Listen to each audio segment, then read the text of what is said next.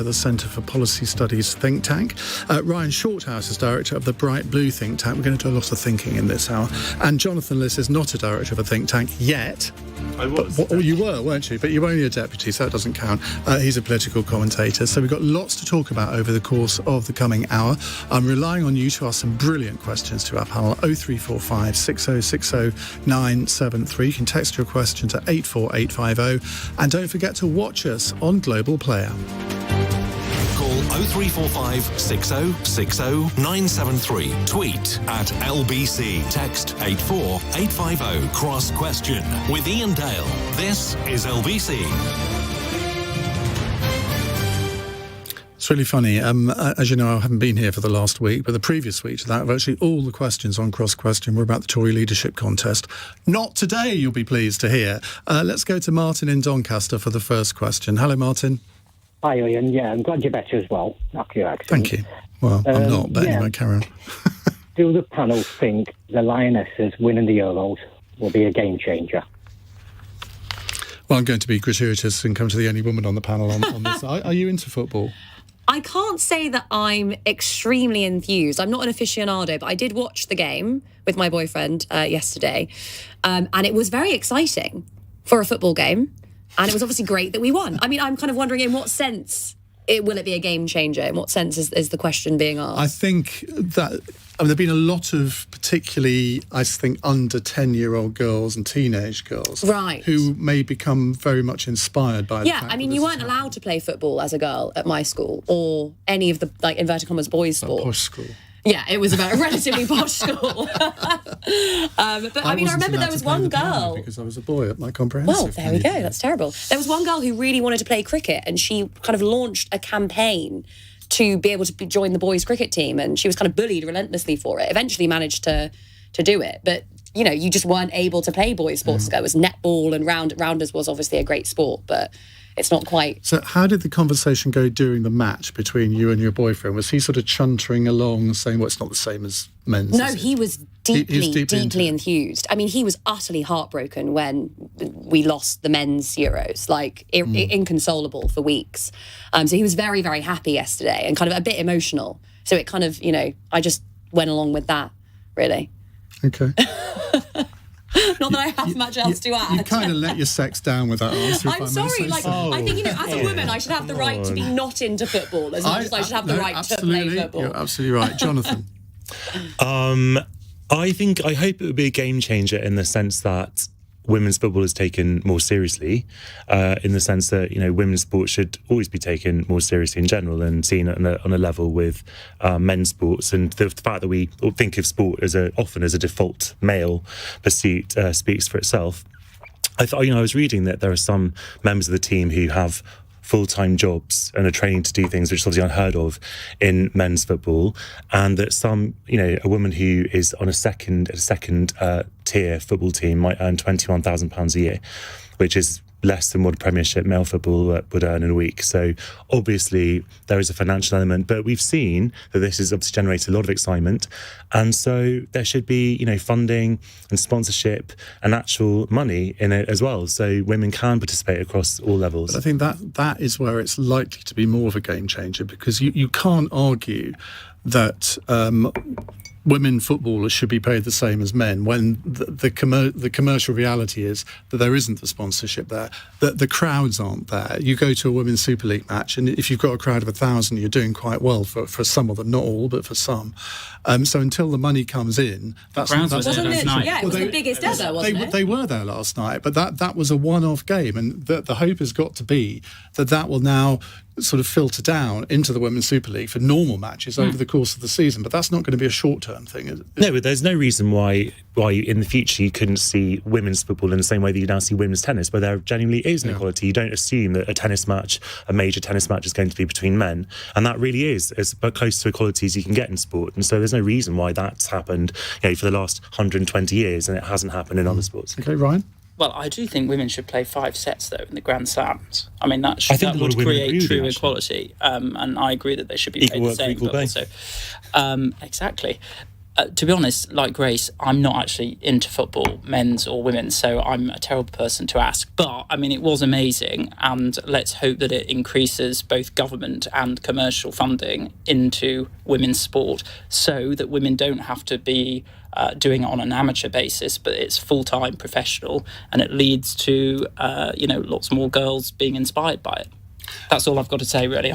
That's absolutely fine. Robert, are you going to tell me you're not a football fan as well? No, I'm going to say I'm really happy that women's football is getting back to where it used to be before the evil patriarchy at the FA decided to effectively ban it decades ago. I think, it's not just this match. The growth in profile for women's football and the growth in the quality of the games has been extraordinary and really, really encouraging. But I think it's part of a broader thing. I mean, I think if you look at the Commonwealth Games, for example, you're not only I think that you're not only having the men's events and the women's events, but you're having in swimming and triathlon, for example, you're having men and women competing as in the same teams, and they've also brought the Paralympics. So not the Paralympics, but they're having the para events at the same time. And I think that's just it's whatever Obviously, the gold standard will always be the Premier League, the men's game, but whatever you can do to increase exposure, whatever you can do to for the money you spend on a single transfer, if you're a Liverpool club, you can a Liverpool or Man City, you can fund your entire you can fund a really good women's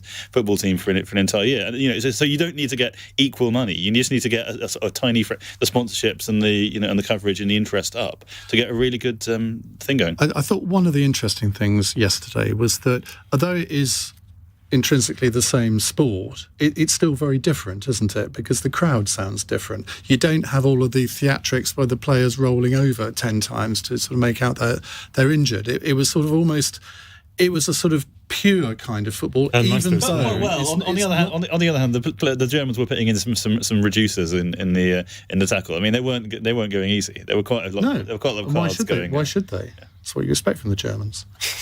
But do you think that, to add a note of controversiality into the conversation, as if I just didn't do that, that we're being slightly force-fed women's football? That the other day when we won the semi-final, 13 minutes on the 10 o'clock BBC News on the fact that the English women's football team had reached the final of the European Championship. And I'm thinking, are we all being told that we should like it?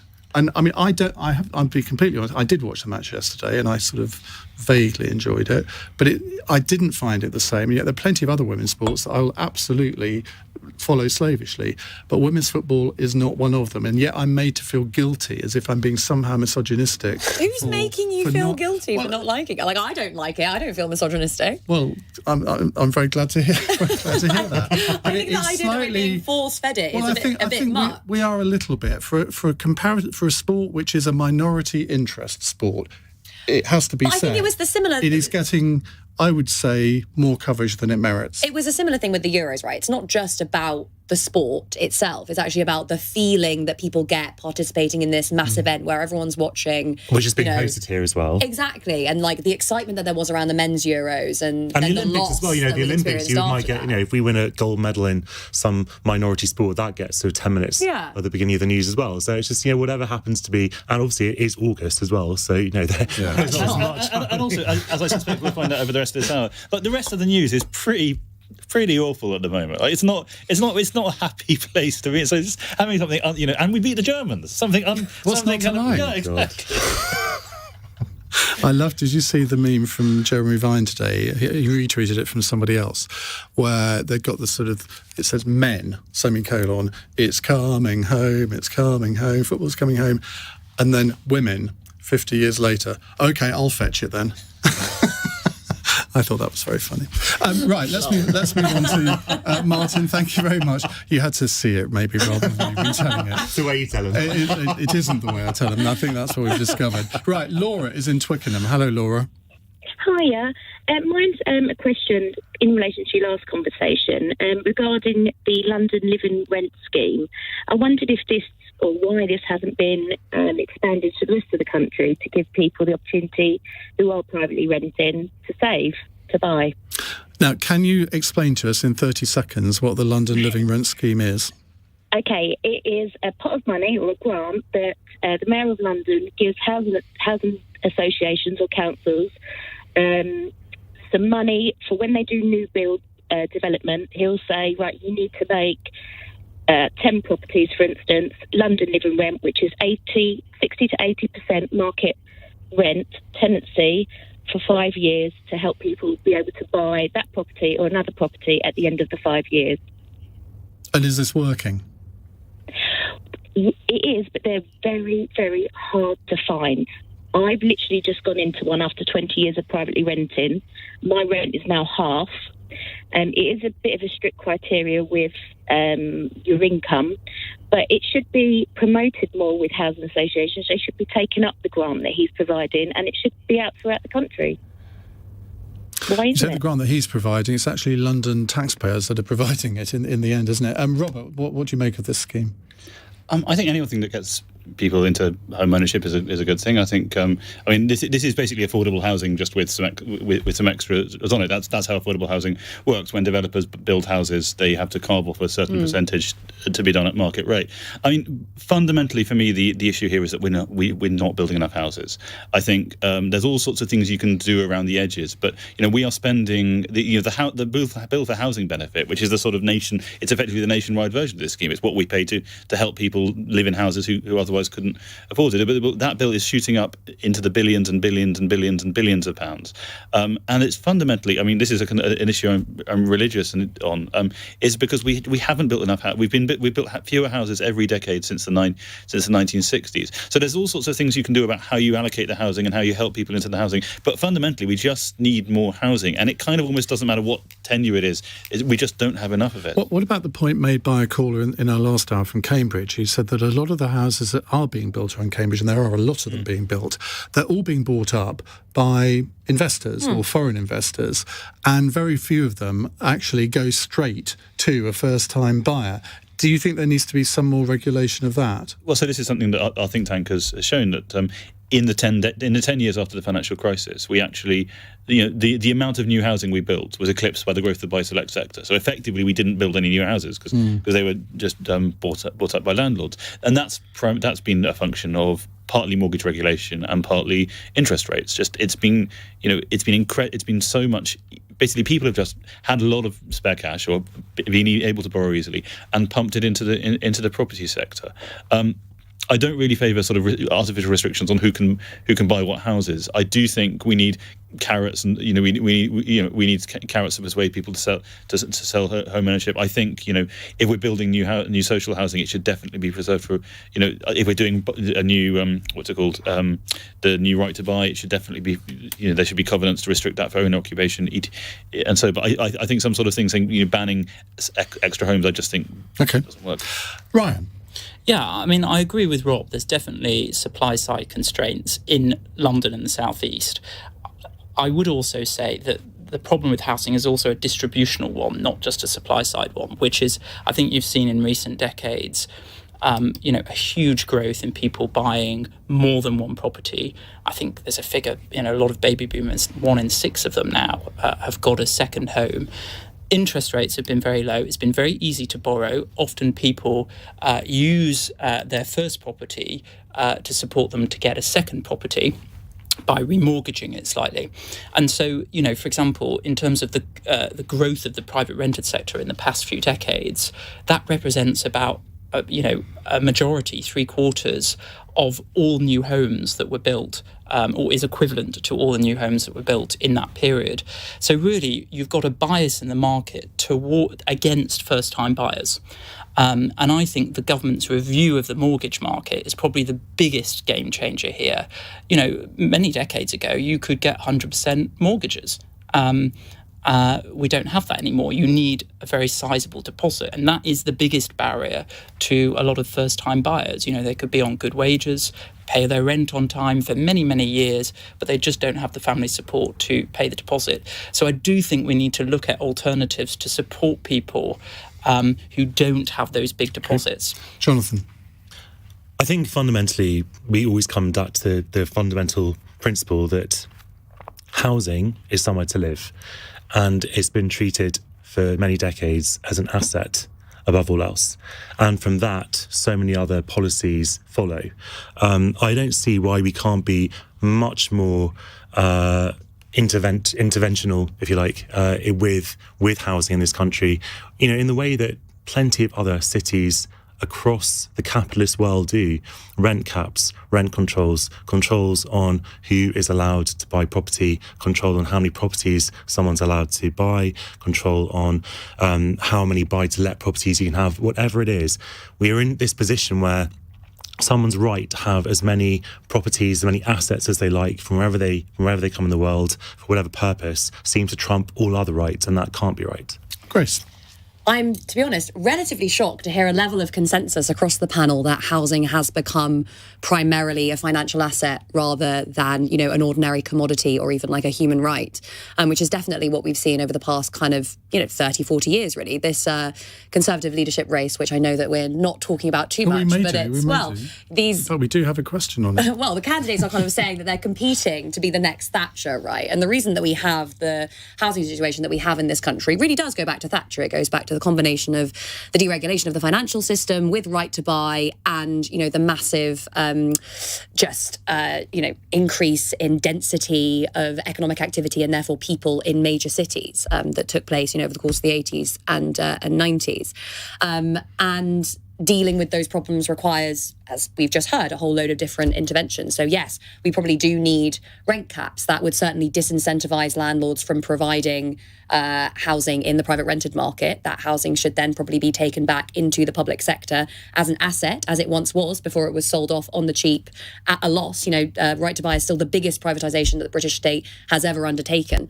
And it was, again, a privatisation that was not particularly fiscally prudent, given that those assets generated revenue over the long term. So, and also because we now have this massive bill for supporting people in the private rented sector paying extortionately high rent. So we need to take a lot of housing back into the public sector. We need to build new social housing, and we need some regulation of the private rented sector, as well as disincentivising the financialisation of housing, which requires a lot of kind of regulation of the financial sector, as well as, people often have a second home because it's their pension.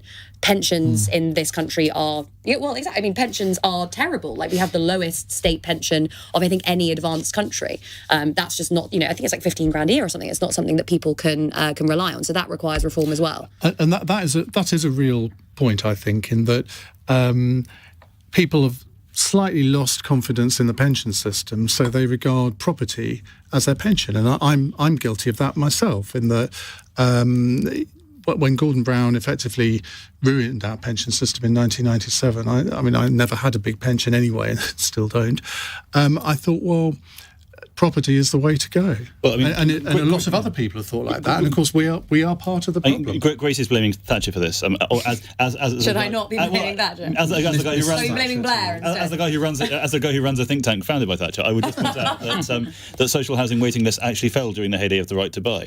That the problem, because the house prices start to absolutely mushroom under Blair, and as you said, so there's not only there were a lot of macroeconomic reasons for that, and obviously there's a lag. But there's not only the attack on not only attack on private pensions, but also Gordon Brown changes the mortgage rate rules to make financing buy to let cheaper than actually that is also true. Occupation. I mean, I think we can't avoid the fact that housing and finance in this country are deeply interrelated, and it's like the vast majority of bank lending in general is directed towards mortgages, and that's at least partly why we've seen the explosion in house prices that we've seen over the past several decades. I mean, it's just been, as you said, low interest rates, extremely loose monetary policy, and banks that have been willing and able to lend pretty much only to... And legally obliged almost often. To lend only. But what we're talking about is justice, isn't it? Because, you can buy a second property, and that's fantastic, and a lot of people are in a position where they can use that as their pension.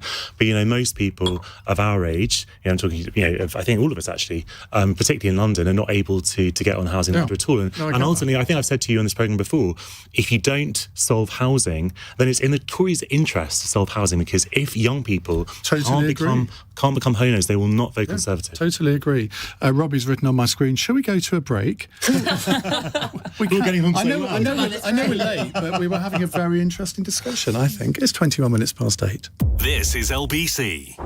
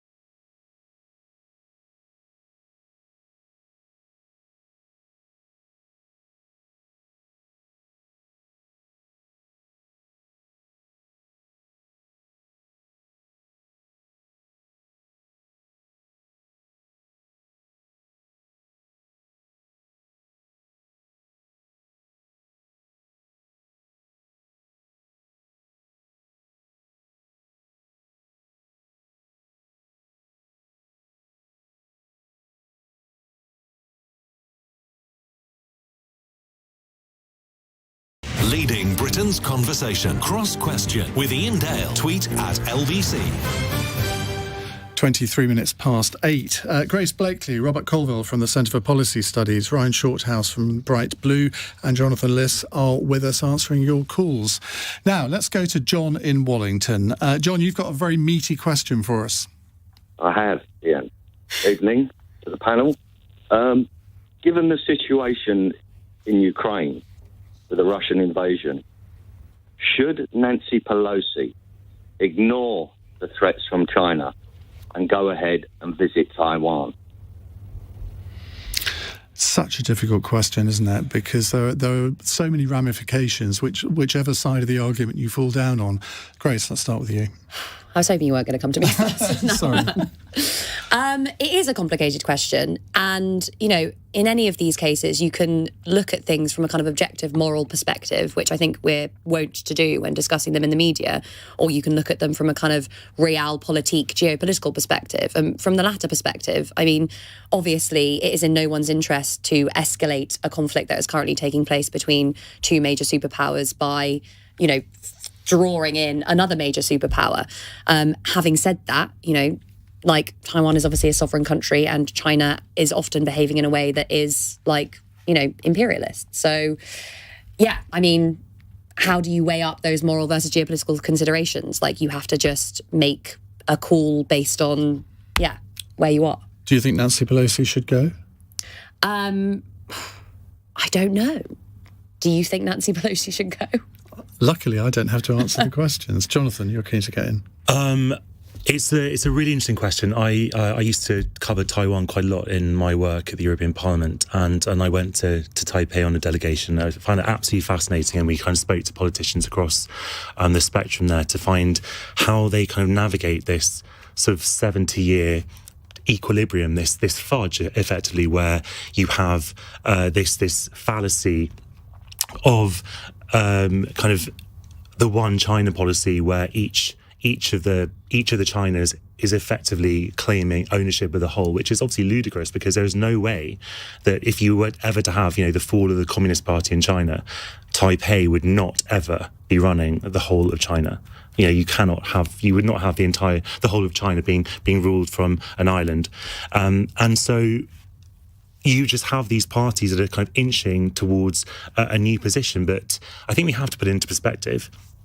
Taiwan, it's not really a sovereign country. It's never declared independence. It kind of claims ownership of the whole China, as I said. So it's never declared independence. If it did, that would be a declaration of war de facto. So even though at the moment you have the party, not the Kuomintang, the other party, I think it's called the DPP, which is sort of more left-wing and more kind of independently minded, they would never actually declare independence. So I think that obviously the United States has gone through a journey. Until the 1970s, it recognised Taiwan as China, and then obviously it shifted its allegiance to the Communist Party, because that, as most countries do, there are a few countries, I think a dozen countries in the world that recognise Taiwan, but that's mainly because Taiwan gives them money to do so, like many Pacific Island nations and so on.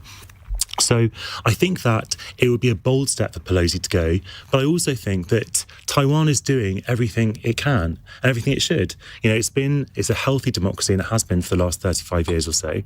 And, you know, it's standing up for itself. And those are the freedoms that Americans love to talk about.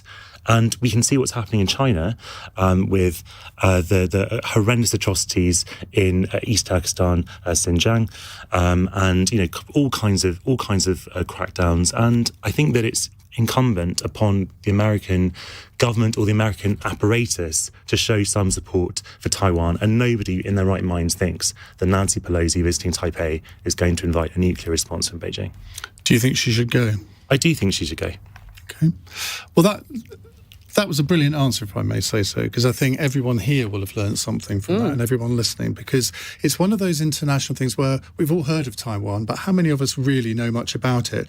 I've got a friend who lives in Taiwan who I was thinking of visiting later in August. You should. Until I did my knees in. It's an amazing country. So I'd love to go there, but I bet I would pick the week that China invades. Knowing my luck at the moment. Ryan? Well, I can't compete with the knowledge that Jonathan has. We'll have a go. But, I mean, I think I tend to agree with Jonathan that she should go and show support and solidarity with Taiwan. I think it is important that the West stands up to belligerent actors, whether it's Russia and China. And, you know, in my view, what happened with Russia after it invaded Crimea in 2014, it was business as usual. And as a result of that, Putin has now decided to go into Ukraine because the West wasn't strong enough and changing its economic model with Russia. So I think, you know, small acts early are better in terms of showing strength against these more belligerent actors. Robert. Well, I think it's fascinating the way that the US has been on a journey. I mean, and the UK has been on a journey as well. I mean, Sunak and Truss are both competing to be the most hawkish on China when, you know, just 8 years ago, Cameron and Xi were knocking back pints at the Chequers local. So in America, I think this is actually probably arguably Trump's greatest legacy, as a decisive shift in US policy to seeing China not as a sort of a strategic partner, or even a strategic competitor, but a strategic adversary. And, you know, the US has, as Jonathan said, always had this kind of, well, not always, but, you know, ever since Nixon went to China, it's been sort of doing this delicate thing of not quite acknowledging Taiwan as a country, but not quite confirming that it would defend Taiwan, but kind of, you know, saying that, you know, but making it clear to China, you know, it's been a very, very delicate dance, and you've seen that basically the dancing has stopped in the last few years. The US is becoming, both parties in the US are becoming much more firmly on the Taiwanese side. In terms of whether she should go, I mean, you know, maybe it was a provocative action to decide to go in the first place, but I think once she's gone, once she's decided to go, I think pulling out and backing down would look very bad for America, and it would embolden China hugely.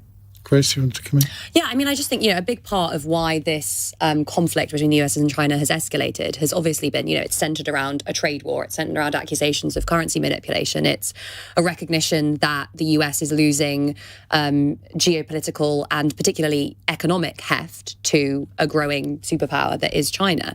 And the way that transition is handled, because it is going to be a transition, whether it's a transition that takes place over the next decade or the next 4 or 5 decades, is going to be extremely important. And over the last kind of 10 years or so, it's been handled very badly by the US. You know, as you just mentioned, both the Democrats and the Republicans have been very hawkish on China. But China and even if it meant damaging their own economy, which they did through this trade war. China has become massively more aggressive. The Wolf Warrior diplomacy. If you look at the indices of, you know, attitudes towards China in every single country, pretty much, they have gone very, very slightly negative in the last few years. That index changed extremely quickly over the course of COVID, because China was, Donald Trump was out there saying it was the China virus or whatever. Over the last 10 years, it's not COVID. There was a big shift during COVID, where people suddenly thought, oh, the COVID is all China's fault. Like, you cannot, I think, dismiss that as an issue.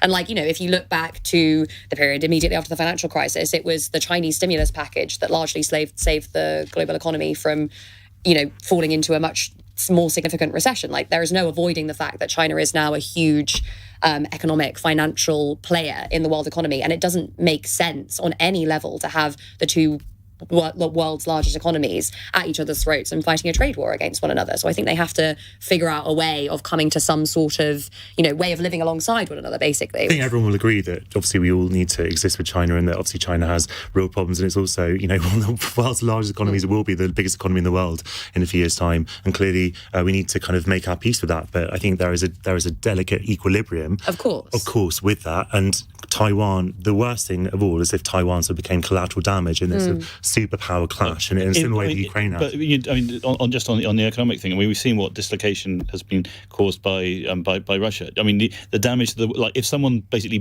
blows up Taiwan's semiconductor manufacturers, or the Taiwanese blow them up to prevent the Chinese getting hold of them, that is a multi-billion-dollar hit to the world. It's the most damaging thing to the world economy. Well, exactly, which is why it requires, you know, a little bit more, cool heads to prevail in any of these conflicts. Like, you can look at this as, you know, the way I think that perhaps Donald Trump looked at it, which is we are losing at the expense of China, or you can look at the way that the world economy works as something that's much more interrelated and it requires us to cooperate. OK, well, stupid tweet of the day goes to S. Hill, who says, now Iain Dale is encouraging mass air travel by saying that he'd love to visit Taiwan. People in his position should set a climate example that he just keeps everything cozy. Does LBC have a private jet? Seriously, no. I have been, I think, on a plane once in the last 4 years. So I think I can be forgiven a holiday at some Also, point. Ian, you didn't That's say you legit. wanted to fly there. You could could take on the train. a cruise. Or a cruise. No, I'm not really into cruising. Why is that? Take a That break. took me a while, Take a break but I about got it. Anyway, Yeah. on that note, let's go to the news headlines at 8:33 with Andy Ivy. Former Conservative leadership candidate Penny Mordaunt has announced she's supporting Liz Truss in the race for number 10. The Trade Minister says her colleague is the Hope candidate in the contest for Downing Street. The parents of Archie Battersby say they'll apply to the Supreme Court to try to stop the 12-year-old's life support being turned off. He's being treated at the Royal London Hospital, which says it will prepare to withdraw treatment after midday tomorrow, unless directed otherwise. Several of England's Euro 2022 winning team are being honoured by their hometowns to recognise their achievement. Skipper Leah Williamson will be the first person to receive the freedom of Milton Keynes since it became a city. Chloe Kelly, who scored the winning goal against Germany yesterday, has also been offered the freedom of the borough of Ealing in West London. LBC weather tonight: rain in the northwest, dry and muggy in the south. Tomorrow, rain in central areas, very warm across southern and eastern England, and a high of 28 degrees. LBC.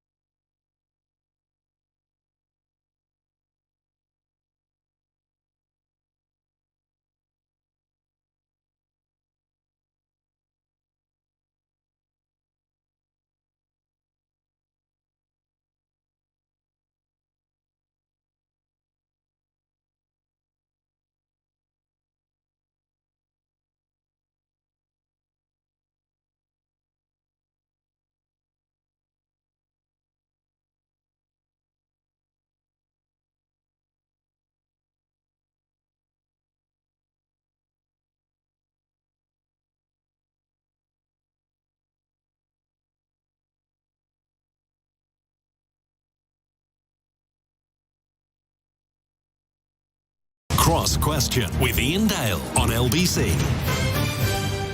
8:36 on LBC. You're listening to Cross Question with Jonathan Liss, a political commentator, Iain Shorthouse, director of the Bright Blue think tank, Robert Colvile, who's director of the Centre for Policy Studies and a Sunday Times columnist, and Grace Blakeley, the economist and commentator, who has lots of books out. Would you like to name one of them? Oh, Ian, thank you for that plug. Yeah, so my first book is called Stolen, How to Save the World from Financialisation. The second one is called The Corona Crash, How the Pandemic Will Change Capitalism. The third one is as yet unnamed. Well, it's not been released yet, and we haven't quite decided on a title. It will be coming out next year in April. Okay. It's about democratising the economy.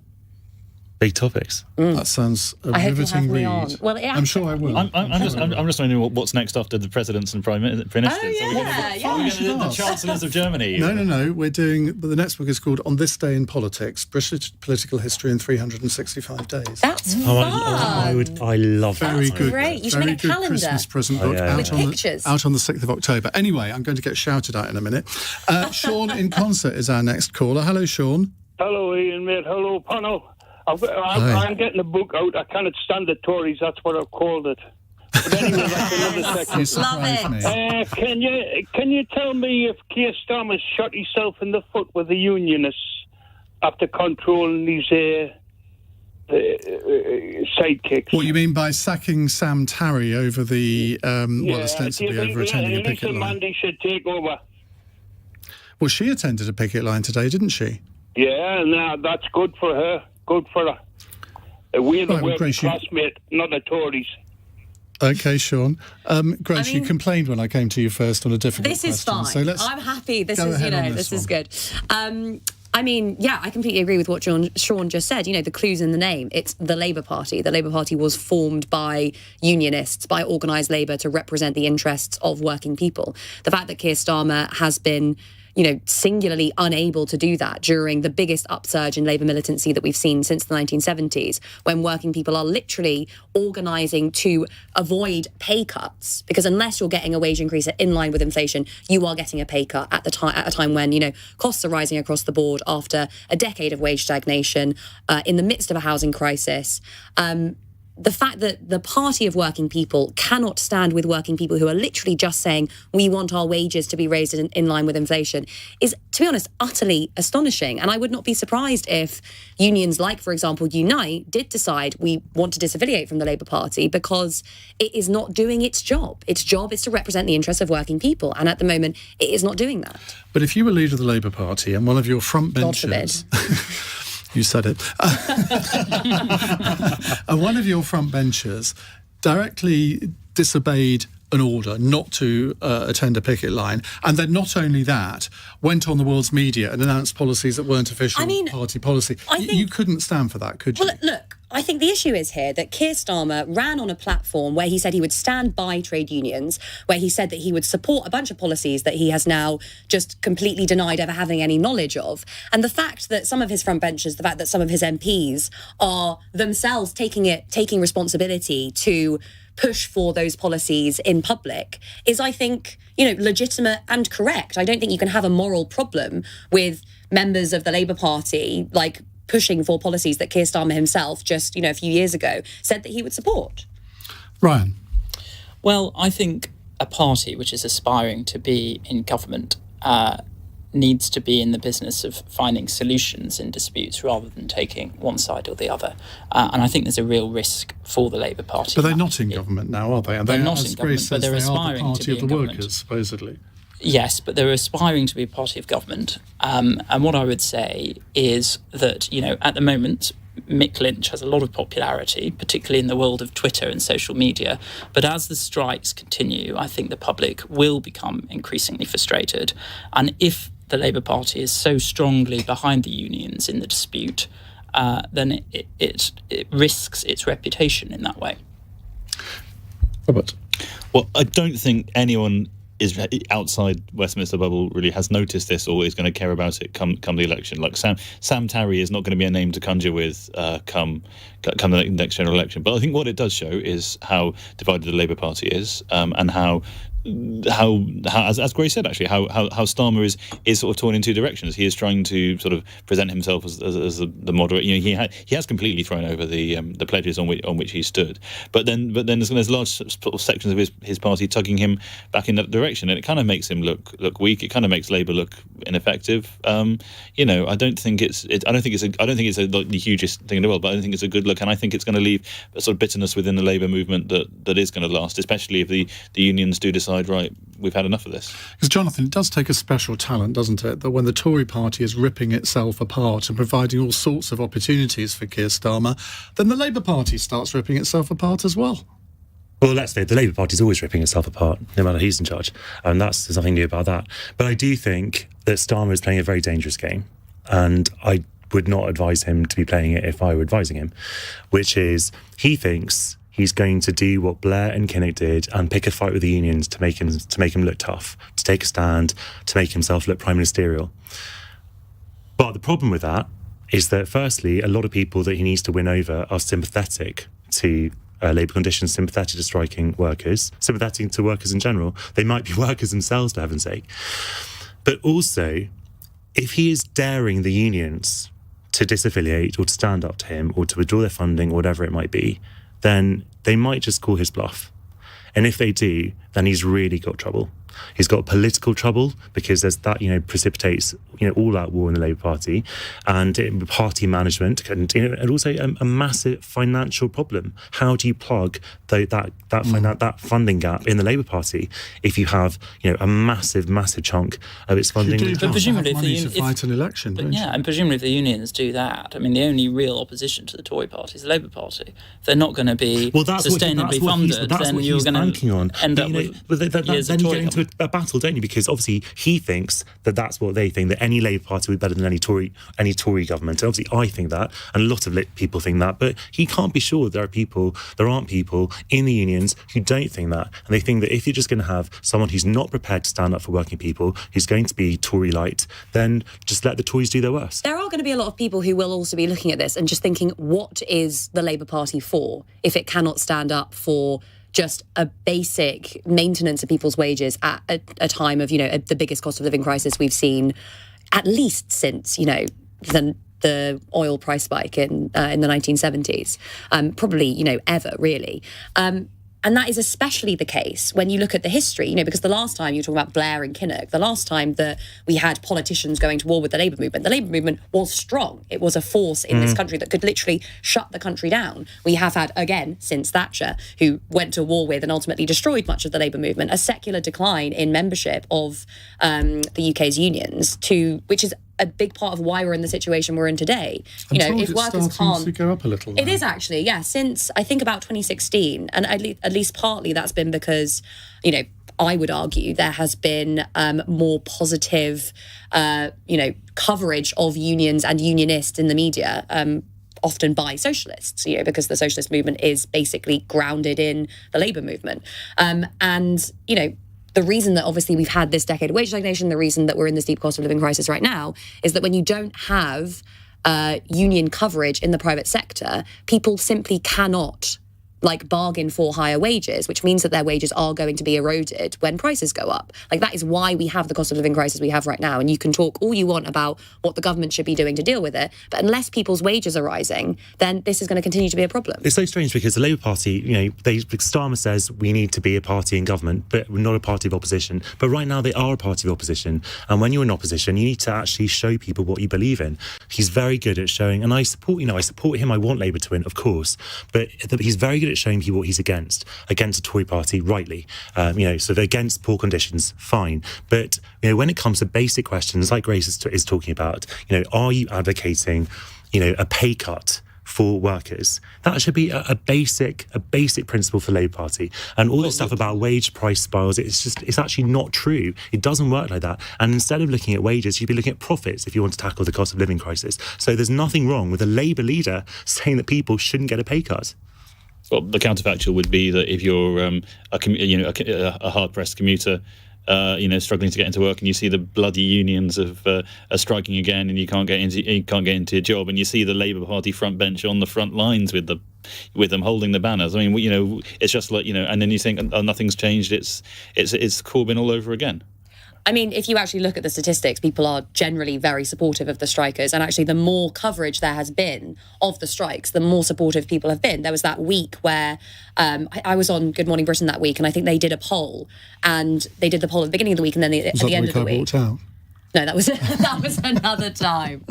And it just showed that, you know, public support had really rallied behind the Labour movement. And I think that the more we see, you know, honest working class unionists in the media fighting for their rights, the more support there's going to be. It's interesting on the train strikes because as people have worked from home much more since the pandemic, people are probably using the train less frequently in the working week.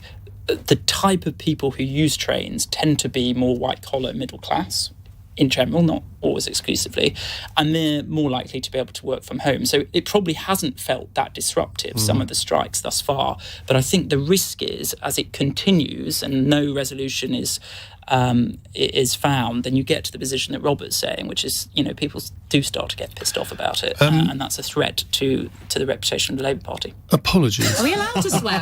Sorry, apologies. Sorry. I never thought you'd be the one. I know, Yeah. sorry. That's Even bad. after 9 o'clock, that might be. Sorry. Apologies to anyone who's offended by that. Goodness me, I'd have expected it for Jonathan. But not I've never sworn on radio or television. Peter in East Grinstead has a comment on tonight's programme.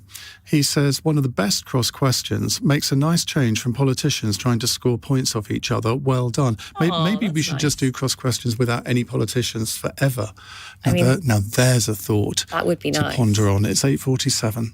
LBC. Nick Ferrari at breakfast. A superb performance by the Lionesses. That's what winning looks like and feels like. The extra time winner and, of course, the fantastic celebration that's followed. It's been 56 years we've waiting that long for an international football tournament victory for England. 6 decades. And how often have we watched it slip away? Too often at the hands of Germany. The Lionesses rewrote history. They become, I suppose, the history girls. Nick Ferrari at breakfast. Back tomorrow morning from 7. Listen on your radio and on Global Player. LBC. More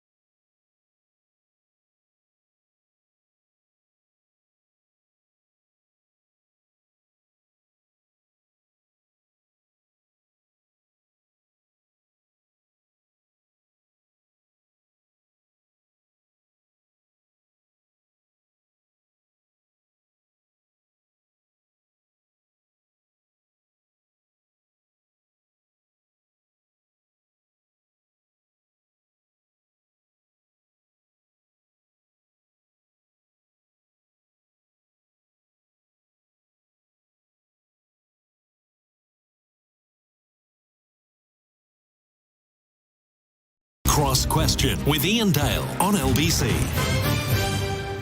Paul says, Ian, would you please introduce think tanks with their political stance? Well, I thought Bright Blue was a bit of a giveaway.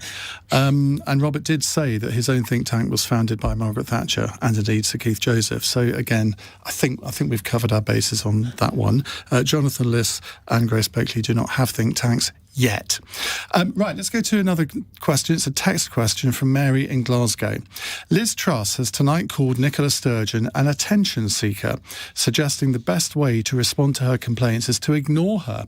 Is this a responsible way for a possible Prime Minister to behave, or is she right? Well, since that text came in, our eager beavers have found the sound clip of Liz Truss saying that this evening in Exeter. And I think the best thing to do with Nicola Sturgeon is ignore her. I think she's... It's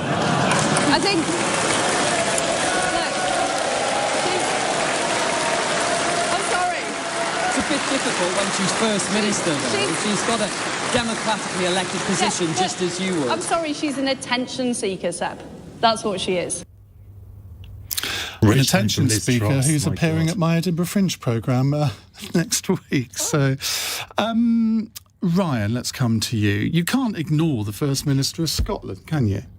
I mean, all politicians are attention seekers, aren't they? So, or indeed people who come on this programme. But, well, that's true. We are all attention seekers in political public life. I mean, at the end of the day, Nicola Sturgeon, as you say, is the First Minister of Scotland. The issue around the independence of Scotland, the growing support for it, the victories of the SNP, does mean that at some point there is going to have to be a second referendum. I don't know. I don't think it's a matter of if, it's a matter of when. And whether it will be in Liz Truss's premiership or not, I don't know. But the one thing I would say about that clip is that Liz Truss has, got lots of claps, lots of applause. She's very good at this sort of stuff. And that surprised a lot of people. And I think, the thing about Liz Truss is that she's been continuously underestimated in politics. But she's proving herself to be a very effective campaigner, and that's why I think, she's doing so well with the Tory membership. Robert Colvile, wouldn't you love to be a fly on the wall when Prime Minister Truss and First Minister Sturgeon meet for the first time? Yes, although let's hope it doesn't get a front cover which is talking about the Lexit. Talking about the length of their skirts, as happened with Theresa May. I think it's a really good point actually, and it's not a sort of it's not belittling Nicola Sturgeon. It's the point. The point is there are. If you want to keep the union together, there are various that you can go hard, you can fight, you can try to rebut every single thing Nicola Sturgeon says. I think what Truss is advocating there is an approach which is just more kind of let her howl into the void. Don't confront her. Just let the SNP's monomania on this issue kind of highlight itself, because the fact is the SNP's obsession with independence is letting down the people of Scotland. There's all sorts of the education, the drug death stuff, the education performance. Like Scotland there are so many things which the government should be focusing on and should be held accountable for, and it's just turns everything into being about independence, and that really does shortchange the Scottish people. The support for independence does continue to rise. No, it doesn't. But Robert, they keep getting elected. But Robert, it rose, and then it's been tailing off gradually. I mean, it's still very substantial. But you said growing support. It's not growing. There's a fundamental problem with what you're saying, is that you don't have the right to dictate to a government what its agenda should be. The Scottish people have voted in this particular government, which had independence, an independence referendum, not even independence, an independence referendum, which they said settled the question for a generation. No, they didn't say that. In 2016. They said, as Sturgeon said, that, and she had it in her 2016 Scottish Parliament manifesto, that if there was a material change in circumstances, which everyone can agree Brexit was, then that would relitigate the case. Sturgeon is trying to hold an illegal referendum in order to distract from her own failings. Look, first of all, it hasn't been determined illegal yet. It's going to be determined it's illegal. Well, okay, fine. Well, let's wait for the Supreme Court to say what they think about the legality of it. It's actually not the point. If the Scottish people cannot be kept in the union by force, you're talking about how. Well, then, what are the options for seceding from the union? What options the Scottish people have?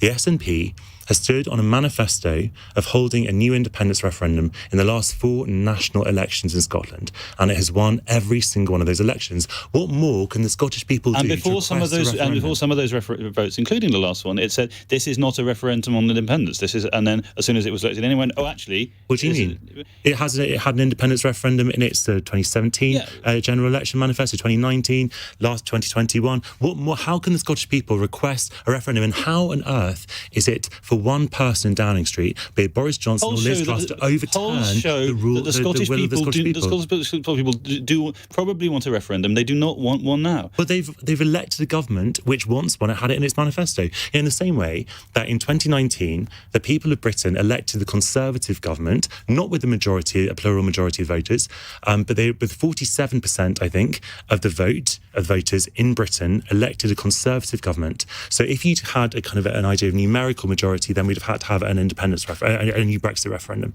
Grace. I mean, on some level, I don't actually disagree with what you've said there about the focus on independence distracting from a lot of other issues. I do also think that a big part of the reason for the ongoing popularity of the SNP is that they kind of are trying to represent this kind of third force in British politics, which is progressive on a lot of issues in line with most of the Scottish population. And also, they have marketed themselves as relatively progressive on a lot of economic issues as well. And this is, I think, a big reason why people continue to support Nicola Sturgeon and the SNP. It's because she is basically kind of trying to market the Scottish model as a break with the, ongoing neoliberal, Thatcherite, basically, consensus that dominates in the rest of the country. But having said that, and I actually think, to be honest, that the kind of the language that Liz Truss is using here, which is clearly incendiary and designed to play to the crowd that she is addressing, only exacerbates the problem, which is that the ongoing focus on independence as the only issue that matters in Scotland, will continue to distract from those issues. Having said that, as Jonathan said, it is entirely up to the Scottish people to decide this. And obviously, given their ongoing support for the SNP, which, it's in the name, is about independence, they should be able to have the referendum. Let's squeeze in one final question from Kevin in Oxford. Kevin, hello. Hello, Ian. Hi, what's your question, please? So, question is, does Penny Mordaunt's endorsement of Liz Truss tonight just go to show that British politics is rotten to the core? Why do you think it does? Because I think Penny Mordaunt was offering an alternative 3 or 4 weeks ago, and I just think it's just a kind of a self-serving move. I think she's. But there are only 2 candidates left, and she has to, like all Conservative Party members, she has to choose between them, and she's made her choice. Robert Colvile. Try and keep your answers quite short. Yeah, well, all I'll say on this is that 2 years ago I placed a small bet on Rishi Sunak to be Prime Minister, the next Prime Minister, at 150 to 1. So I am obviously very much hoping that thereby proving that British politics is Is that insider trading? I would have to have an influence over it for it to be insider trading. I have declared this at every possible opportunity. That is why I never bet on politics, because I think political betting, if you're involved in politics, is insider trading. But there we are. Controversial. Well, I mean, you have to have privileged information. I don't think if you have privileged information, it's different. I mean, if you're a regular punter, it's different. I think that, that I don't have a lot to say about this. I suspect that Mordaunt doesn't have a lot in common with Truss. But, I think that Mordaunt... They are both Conservatives. I think Mordaunt let herself down quite a bit in the campaign by sort of abandoning quite a few of the principles that she'd had, which actually a lot of people on the left had welcomed, such as the trans issue. But fundamentally, Mordaunt is a politician, and she sees which way the wind is blowing, and she obviously presumably thinks she's going to get a job in Truss's cabinet, and it's much better to support Truss than Sunak at that point. Ryan? Well, she's not a sore loser, and she's moved on from the leadership race, and she thinks Liz is the better candidate. And as I've said, a lot of people have underestimated. Who are you backing? I'm not backing anyone. I think the strengths of Liz is that she is very fearless. She's very determined. She's got a very clear vision. Everyone making her out to be sort of horribly right-wing, when actually her economic policy is very similar to the Labour Party's, which is to go for growth and to reverse some of the tax rises that Rishi Sunak has proposed. But I think her weaknesses is that she can be very ideological and rigid. I think Rishi is much more details-orientated. William Hague put out quite an impressive video endorsing Sunak today, where he talked about the qualities of Rishi as somebody who really likes to understand stuff, is very details-orientated.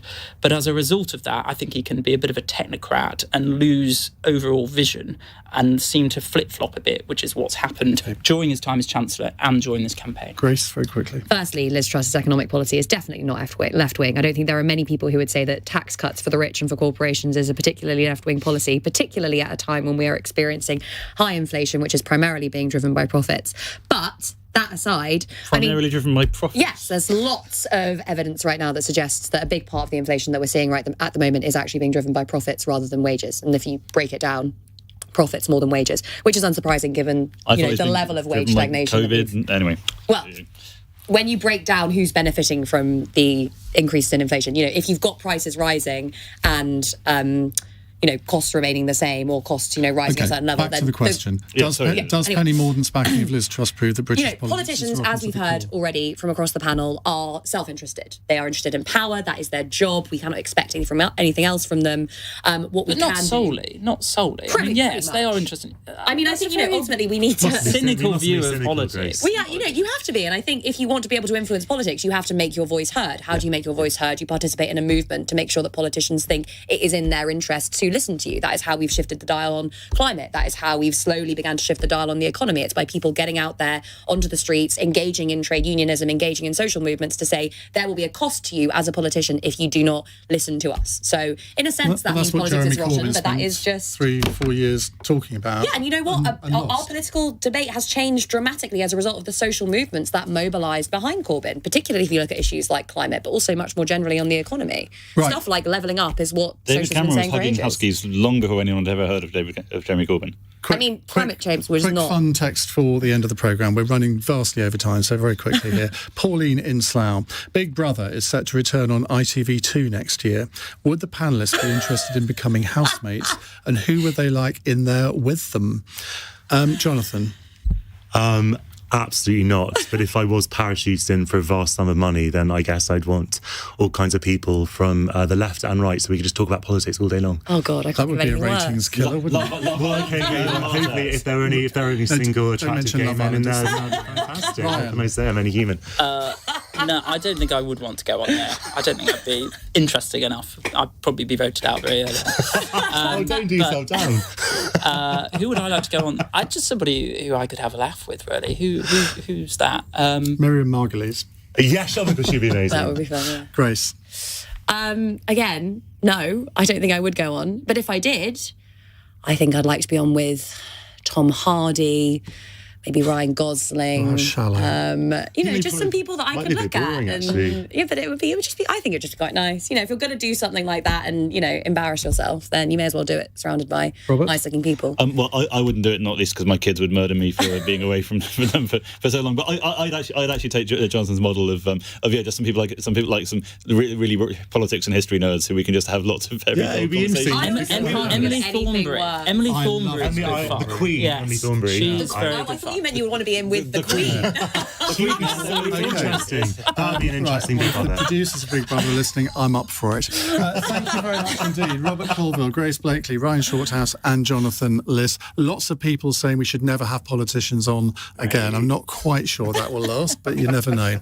You're listening to LBC. I'm a very bad presenter. It's 9:04. On your radio, on Global Player, and Play LBC. leading Britain's conversation. This is LBC. From Global's newsroom, former Conservative leadership candidate Penny Mordaunt has thrown her weight behind Liz Truss in the race for number 10. The Trade Minister says her colleague represents hope in the party. The Foreign Secretary and her rival for Downing